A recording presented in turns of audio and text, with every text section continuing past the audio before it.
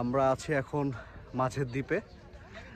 আর ঠিক আমার পিছনেই আছে হচ্ছে ছেড়া দ্বীপের শেষ পার্টটা আর কি, শেষ অংশ।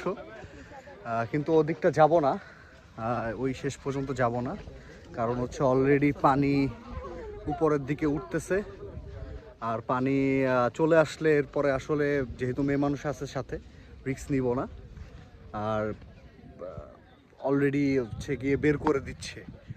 তো আপনারা যারা হচ্ছে একদম শেষ মাথা পর্যন্ত আসবেন তারা 6টার দিকে এখানে থাকতে পারলে ভালো। অনেকেই বলবে 4টা মানে 3টা 4টার দিকে চলে যাবেন, দরকার নেই ভাই, দরকার নেই, একদমই দরকার নেই। আপনি যদি একদম 6টার মধ্যে আসতে পারেন, যাওয়ার টাইমে ছবি টবি না তুলে একদম শেষ মাথায় গিয়ে ছবি তুলে আসার টাইমে আপনি ছবি তুলতে তুলতে আসেন, তাহলে আমি মানে মনে করি যে আপনি একদম প্রপারলি টাইমটা ধরে একদম শেষ মাথায় যেতে পারবেন।